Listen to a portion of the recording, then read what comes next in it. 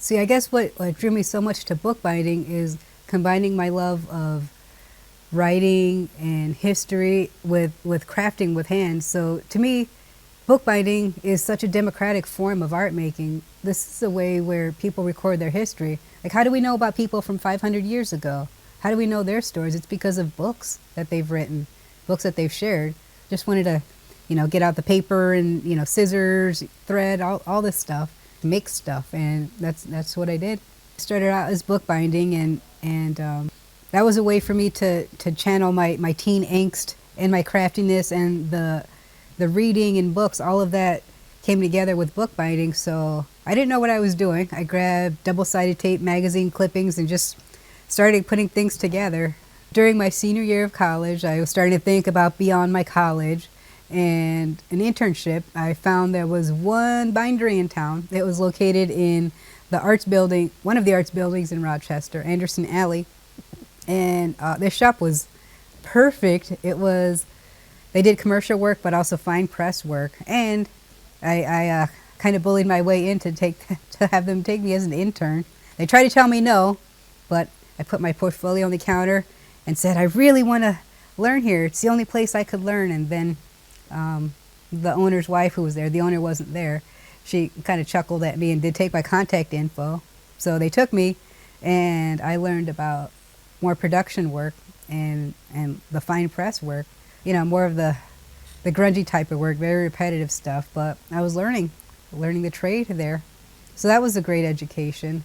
Everything was just incredible learning. And while I was, absorbing the skills of book repair, learning how to do that, like basically tackling it on my own and learning about the differences between circulating collections versus like conservation work and, that kind of chemistry. Because nobody taught me bookbinding per se in the early years. And I was just making things just to see what happened.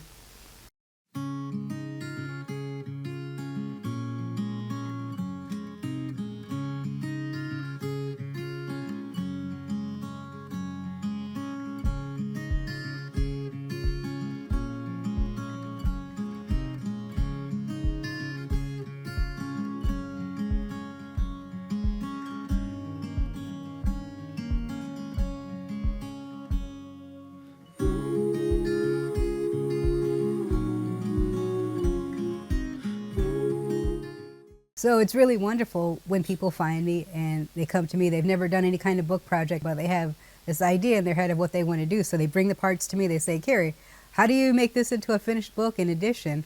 So we take the concept, and then, my 30 some odd years in the field, so small scale to factory level, and having local partners here in the community, we can make that happen. And I can show them, help them through budgeting, consulting, and then we have a finished product for them to share with their family, with their friends, with the world. It's amazing having these skills and being able to share them with people.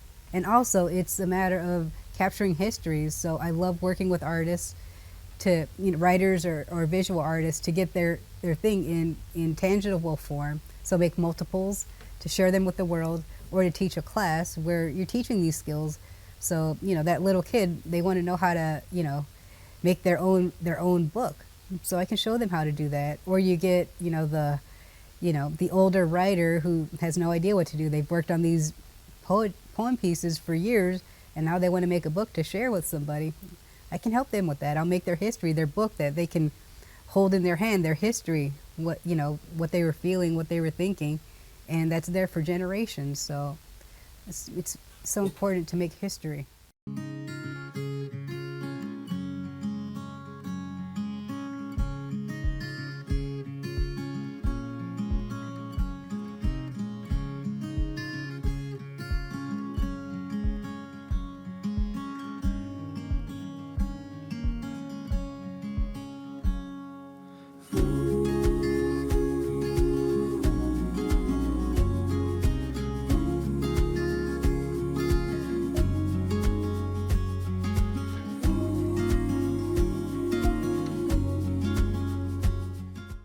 When I do the precision type work and matching the Pantone colors, and you get it just so, where you get that depth of impression and you hone the skill, so that's one side of it, precision work and getting exactly what you intended. but then you also get that spontaneous side of things. So when I'm doing my own personal work or just art prints, you put all these combinations together and it's just, you never know what you're going to get. It's so fun. Or when you get that first pull of on a print, you lift up that first sheet and you see the impression. So that's what I love when I take it out on the road, when I bring my press out on the road, and that little 5-year-old, they pick up the print they made and they're so happy and astounded. And I'm like, oh, you are a printer now. Like, keep going. And just seeing that spark. And a lot of times I commemorate the event. I put the date and the location on the little plate that I make. So that's marking our time, what they did, the print they pulled, and where we were. So that's making our history, and that's so valuable.